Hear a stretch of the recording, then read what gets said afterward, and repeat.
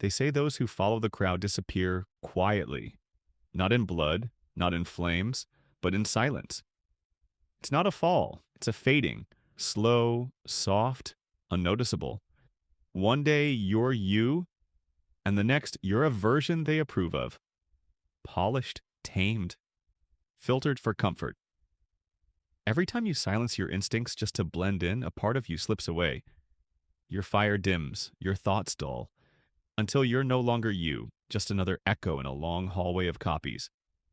You become rewarded, but not remembered. Praised, but not known. Safe, but hollow. The philosopher didn't warn us for style. He warned us because he watched people die on the inside. He watched truth traded for applause, identity exchanged for approval, and he knew the cost. To be real is to be alone, he whispered in a world begging for uniformity. And isn't that the scariest part? Not being hated, but being ignored. Not failing, but never daring. Not being hurt, but being nothing at all. They'll tell you to be different until you actually are. Until your truth threatens their illusion. Until your fire burns their comfort. And when it does, they'll turn, they'll mock. They'll push you back into the mold. But remember this. The crowd has never built a monument. It never writes history. The names we remember are the ones who refuse to disappear. It only keeps you close because you don't shake the system. The moment you do, it shifts. It mocks. It labels. It isolates. Because when you start thinking for yourself, you threaten everything that taught them how not to.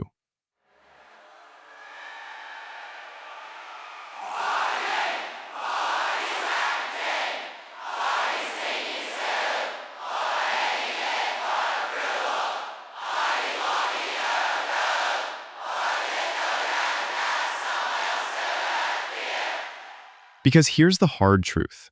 If you're not thinking your own thoughts, someone else is. And if you're not choosing your life, someone's already chosen it for you.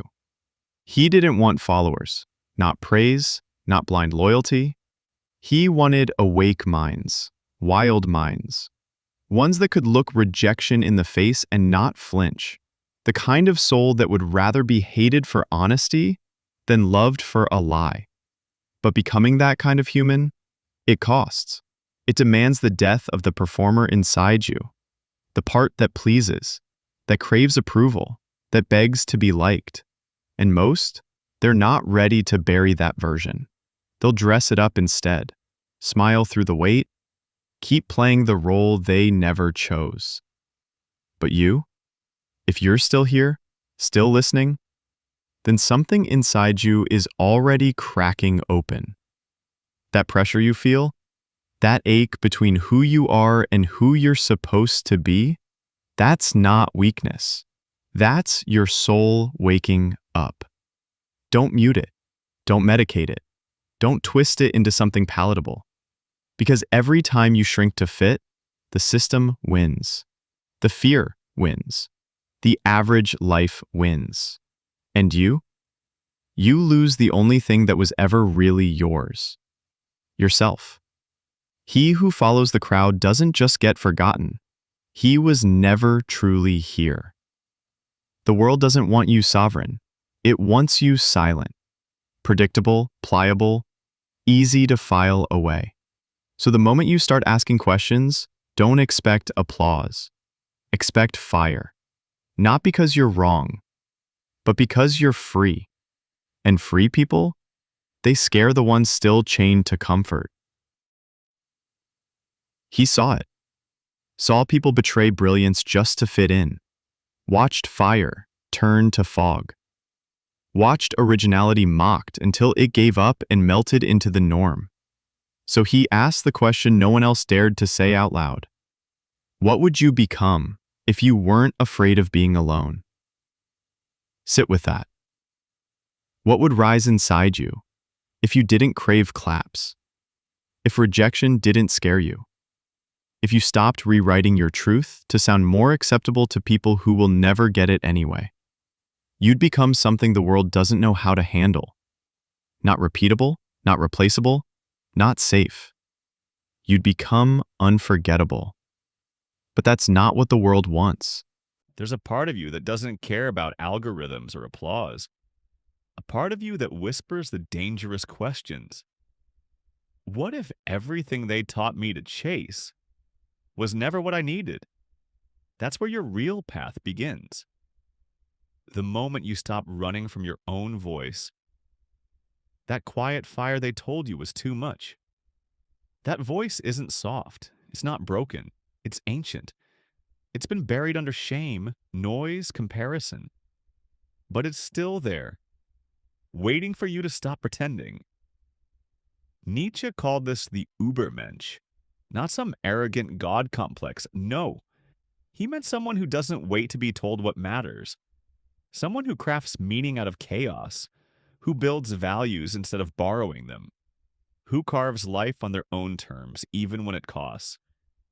And make no mistake, it will cost. Because stepping into yourself means walking through fire. The fire of isolation, of letting go, of losing the version of you built to be liked. That's where most people stop. They hit resistance and fold. They feel judged and retreat. They feel alone and apologize for existing too boldly. But you're different. You didn't come here to fade back into the script. You came to set it on fire. This isn't about being rebellious for attention. This is about taking ownership, your choices, your mind, your soul. Even when the world hates you for it, especially then. Because the crowd, they never build statues for the obedient. They don't tell stories about the man who fit in.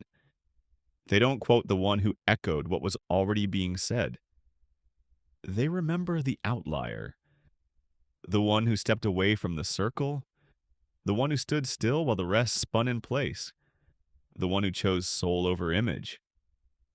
But here's the part they don't post in their inspirational captions. Being that person, it's lonely. You'll lose people. You'll get labeled arrogant, difficult, cold. Not because you are, but because you didn't bend. Because you said, I won't play your game, I'll build my own. And when that shift happens, like when your life starts being built on principle instead of popularity, everything changes. You stop chasing trends. You stop explaining yourself. You stop wasting energy trying to be digestible to people who never wanted to understand you in the first place. You become still, focused, sharp, not loud, but dangerous. Because nothing can move someone who knows who they are. Nothing can buy someone who's not for sale. Nothing can own someone who's already claimed themselves. Scars, shadows, all of it. That's what Nietzsche was calling for. Not a perfect person, but a whole one. A person not broken into costumes and performances. A soul that knows walking alone is better than marching with the crowd toward a life you never chose. So pause. Look around. What are you still following that no longer feeds you? Whose voice is still echoing in the back of your mind? What dreams did you abandon just to keep the peace? And the real question, when will you finally say, enough? No more fear. No more shape-shifting. No more pretending that blending in is a life worth dying for. Because time isn't waiting. The longer you wait, the more pieces of yourself go missing. Until one day, you're not even sure which thoughts are yours. You only know their opinions, their approval, their rewards. That's not life. That's theater. A costume worn so long you forgot what your own face looked like. But now, you remember. And that remembering, that flicker of truth, that's where the immortal part of you begins. Because the crowd is remembered for a moment. But those who walk alone, they echo forever. You weren't born to blend in. You weren't made to be a carbon copy of caution, to die a quiet death inside a life you didn't choose. And Nietzsche? He didn't just want you to realize this. He wanted it to burn in you, to crawl under your skin until you couldn't ignore it anymore. That fire you feel? That pressure? It's not fear. It's your soul. Waking up. Waking up from a life of quiet obedience. From routines that kill your spirit. From conversations where your truth is gagged to keep things comfortable. From jobs that don't fit. Beliefs you never chose. Roles that feel too small but too safe to question. And here's what no one tells you. The longer you follow, the harder it becomes to hear yourself. You think you're deciding, but you're copying. You think you're free, but you're programmed. Every move filtered through acceptability. Every dream downsized to realism. Every truth softened to avoid disruption. But peace built on suppression isn't peace. It's prison. And the sickest part? Most people love that prison because it's comfortable, it's predictable. It never asks for too much, but it also never gives much. No passion, no purpose, no pulse. Just a slow fade into a life of muted colors, dead-end relationships, and values passed down like scripts no one bothered to edit. And when they're gone, they vanish without echo because they never truly existed. That's what Nietzsche meant when he said, "You'll be forgotten." Not because you didn't matter, right? But because you refused to. You chose validation over vision, comfort over calling, obedience over originality. And like millions before you, your life becomes a whisper no one hears, a footprint no one follows. But that doesn't have to be your story. There's still time. Time to say the words you've buried, to walk the roads you feared, to burn the masks, kill the roles, and finally, start creating. Not just art or work or legacy, but a self. A self that doesn't flinch when misunderstood, that doesn't need applause to feel worthy, that can stand like alone in a room full of noise and still remember who they are. That kind of self, that's sacred, that's rare, that's unforgettable. Because in a world of followers, the one who walks alone becomes proof. Not a savior, not a saint, just undeniable evidence. You can break free.